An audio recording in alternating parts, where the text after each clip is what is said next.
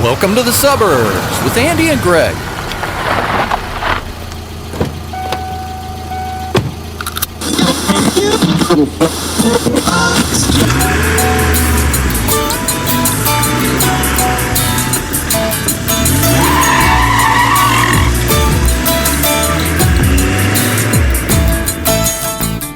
Do you have any memories of shop class in high school? When I was taking woodworking, you had a project that you were going to do design and build on. Spice rack. Was that yours? Spice rack? Spice rack. I bet you 50% of the guys in my class did chessboard. Oh, yeah. Mine was a spice rack. Terrible looking spice rack. Was it? Oh, yeah. And my metal shop project was this 3-tiered ball peen hammered like fruit tray. Oh, fruit tray. And I built a toolbox in Really? metal shop. But With a hinge? But bending all the flaps. It too looked terrible. I needed to spend more time in band than shop. So how many guys in your class before the teacher came in made a pot pipe? Oh, in everybody. woodworking? Everybody did? Yeah, that was another popular side project. Yeah. A checkerboard pot pipe? Yep. A lot of those going on. And then you get to metalworking, and then it's got to be a bong. Yeah. Metal bong. Right, yeah. And then plastics class. Plastics. We didn't even have that option. A lighter. It was like a square, multicolored plastic glued together, and then cut out the center and stick the metal guts of a cigarette lighter in it. And that was a legit project? Yeah. Lighter. Wow. Yeah. Mine also looked terrible. Did it? Why? What? So was it just not plumb? Was it Just bad joints? Wasn't my cup of tea. Yeah. I was better served in the band room. Well, our class project was a lantern that was, with all the bends and folds and welds and everything. And it was, like the back in the 1700s looking lantern. Oh, okay. Gotcha. Like a oil lamp or candle lamp? Candle, gotcha. yeah. And so... Like one if I land, two if I see, that kind of lantern? Yes, okay. That's exactly it. Mine would have sunk the ship.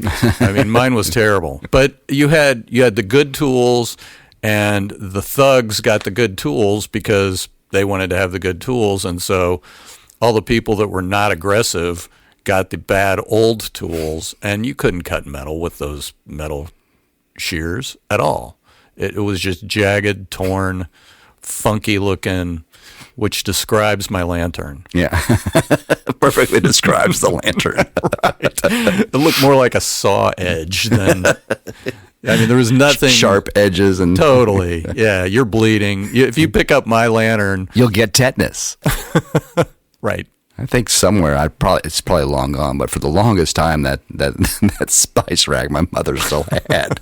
Oh my God, the love of a mother. Yeah, absolutely. Yeah, follow the jet to the place that sells real spice racks. Do not pass go. No, but the good thing is if your grandmother passed down proper use of spice, your mom would have found that spice rack very handy. Oh yeah, she had a full. Mm-hmm. She didn't have a degree in home ec, but she still had that spice rack full.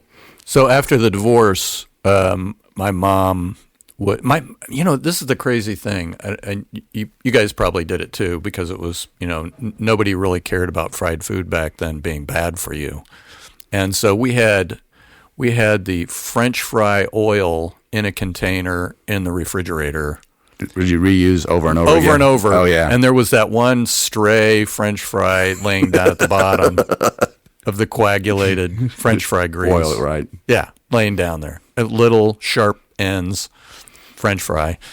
And I was in sports, and my mom would be at work, and I would come home, and she would say, I went to McDonald's and got you dinner. It's in the oven. And so I'm a latchkey kid at home in middle school, and back then everybody's Big Mac was in a styrofoam container Oh, yeah. that she put into the oven. No bueno.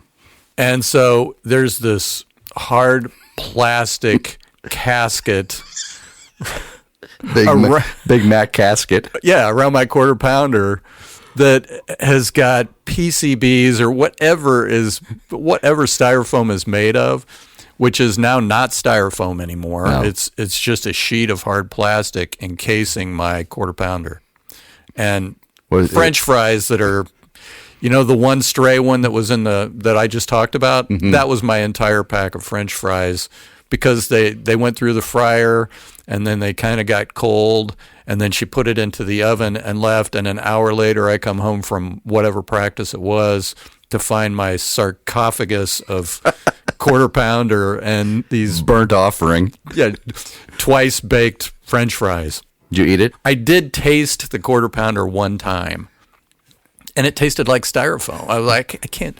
This has got to be bad for you, and so I didn't eat it. And did this happen over and over again? Over and over and over. Yes. You could have said, "Mom, I did. Don't put those in the oven." Yeah, that would be bad. But honey, you don't want to eat a cold. Well, if I'd rather. Given the choice, yes, put it in the refrigerator. Right. The oven. No.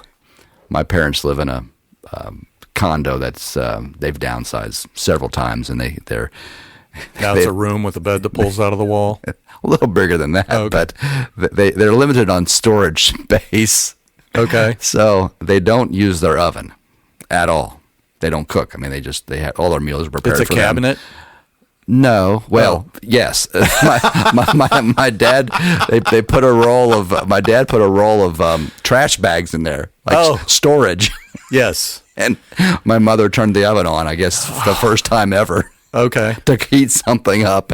What does that smell? It's a roll. It smells like hot garbage in here. It's a roll of trash bags burning and melting in the oven. So What is this? It's Greg's quarter pounder. I think they found a better place for the garbage bags, but literally using the space in the oven for storage. So now it's not burnables? I don't know. Maybe they thought that ended up being a bad idea. Oh, did they? Yeah, They caught on. they just had never turned it on. They just never used the oven. Now, if that was your grandmother's, she would have known from the home ec class not to store things in the oven. That would just be stupid. Sure. Who would ever do that? No. There's a class on that. Right. And she aced it. Oven etiquette. She can point to the degree. That's right. Look, I can tell you right now, I must not have raised you right because you should not be storing things in the oven. That's a bad idea. Not even brownies. Yeah, so I can't remember the name of the guy, but he had restored a wooden boat. Wow. Like speedboat, like Chris Craft type. Those really cool ones where you look at it and you just think, God, I bet that's what the Kennedys rode in. You know that kind of boat? Sure. I mean, it's got this stature to it. They're beautiful boats. They're works of art. Oh, sure. Teak. Right, yeah. Beautiful wood color, real throaty inboard, just sounds like a muscle car when it's the kind of boat James Bond would be in. Back in the day. Yeah. Yeah, before the cigarette boats came out. Right. So I'm a bartender at this bar to nobody. Like it's beyond washed up as a bar. And so there are like 3 people that knew I was a bartender there that came. That's my draw. Like as a bartender, 3 people. There you go. It's a big night. Oh, yeah. Yeah, that was Saturday. Tip jar was Oh, yeah, date night. brimming over. Oh, completely. You realize right then I've made a bad mistake on my job selection here. Like I've waited too long because it's a summer job. So all the other summer jobs have played out. The good jobs are gone. Yes, for college kids. Right. So I put all my eggs in the wrong basket, and he invites me out for the maiden voyage of the restored wooden boat. And we go out to Geist Reservoir, and he's hammered already, and which is like I'm sitting there like, how did this even happen? I mean, he was sober enough to drive us there. Barely. No, he was. Oh, okay. No, I mean, I'll admit it. If I got in the car with a drunk guy and had no business being in the car, I'd tell you. Sure. It just like he took Quaaludes and didn't tell me, because he went from 0 to 60 in drunkenness like in the blink of an eye. He's coherent and then he's not, and so we're in the boat, and he's verging on not coherent. Was this a pleasure cruise, or was there be some fishing involved? No, it's a speedboat. Okay, kind. so it's the wooden restored. So we're just going to tool around. We're going to tour like big shots in a fancy restored boat. You know, we're going to look at all the honeys on the shore. I guess I don't know. I don't know. It was going to be a late afternoon, early evening cruise in the summer, and all of a sudden we're sinking. I mean, we went from, like, it was the same as him going from 0 to drunk. Like, we went from floating to not floating. Dry to wet. Right. And I don't know what he didn't do. I have no idea what went wrong in the restoration part. You know, glue. You know, what occurred? What shortcut did he take? Or did he just, like, do the top part of the boat to make it look like it's great? And he's like, I'll do the bottom part later. Right. Nobody will see that. No, it's all going to be underwater. Who's going to know? You know, meanwhile, it's charred, had an engine fire, and that's why he got it at a bargain deal. I have no idea. So did it sink, or just? Sank. Sank to the bottom. And boats realize once we get to the point, and by the way, this doesn't look good for me, but this was the second boat that I had been on that sank. Wow. And so, do you have life jackets? Honestly, I know that, you know, they've got those cushions with straps. I know that we had those. I mean, we had proper flotation devices. That's how you got back home? No, I hitchhiked a ride from a boat. I mean, there were boats that saw it happening and came to your rescue? Yeah. Yeah, I mean, they're all sitting there like, and I'm just sitting there like, this is not happening. What is going on? And how am I going to get home? I mean, he drove because he was pulling the boat, and he's now blotto out of his mind. And I don't even want to act like I know him. I mean, so I would rather be, you know, I was swimming in this reservoir, saw the boat sinking, and swam over here to watch it, tread water, and watch. I'm not even associated with this. Can you give me a ride to shore? I'm hitchhiking in the water as a swimmer on a reservoir. And so somebody, I couldn't even tell you who, I wish I knew, felt bad for me. And like, I really can't swim back to my car now. I'm so overcome with grief for this guy who sank his boat. Can you give me a ride? And they're like, yeah, where do you want to go? And I'm like, I guess the boat ramp. and I'm going to abandon him here. Like, he's now the skipper of the SS Minnow, going down with the ship at the bottom of the lake. And I mean, not even like, it didn't sink to the point where the buoyancy of the seats and everything would take over. So it's just a hazard, like a floating log. Right. It sank to the bottom. And I have no idea. I never even saw, I quit. Like, I phoned in my notice that night. To the bar. Never saw him again. Did he catch a ride with you as well back? No, I left him there. I abandoned him at the sinking site. I just left. And bye now. Right. And so I went to the ramp, and they had a payphone. This is, you know, payphone days. And I phoned a friend, and he picked me up and took me home. He just happened to be there. It's like dinner time. And he's like, I got to go pick up Greg. He's floating out in the middle of a reservoir. Wah, wah. My grandma grew pot. We were watching a 60 Minutes show together, and they're talking about marijuana. And my grandfather said, you know, he's like, they were talking about hash oil and hash and marijuana and where it's grown. And it's like this whole culture of stuff on 60 Minutes. That, again, this is like 1980. Seems like all these stories are 1980. All my good stories are in the 80s. Are they? Oh, yeah. That was the year I was in Florida. They were so fascinated. I said, I could get you pot seeds. Do you want to grow some pot? Oh, I believe we do. I mean, they were like on board. There was no talking into it. Sign me up. Right. I mean, they were just like, I guess they did a great sales job on 60 Minutes without knowing that that's what they were doing, that my grandparents bought in immediately, like gum at the register. They wanted to grow pot. And so we decided to turn it into a competition on who could grow the better pot. And I was living with my mom, so I'm like, she's got a lanai pool, because everybody does down in Florida. Right. And so in a fenced-in backyard, I've got a pot. I'm growing these. I think I even named it, and I've got this pot that's. Did you name it the pot? I did. Only makes I sense. think I actually named it Harold. Harold the pot. Harold the pot. I'm growing the pot. I'm sending pictures of it. My grandparents don't have an Instamatic camera, and you'd get a picture of their thumb if they did. I mean, have you ever tried to give your parents instructions with FaceTime on the phone? Oh yeah. And do you end up like with a big eyeball or a finger? No, it's not that bad. I do, and it is that bad with my parents can't do it. Like I've tried and tried. Finally, I'm like, I sent the coach to my mom's house because she wanted to watch IU football. I thought, who better? So I called them. He wasn't burning anything at the time, so he could answer the phone.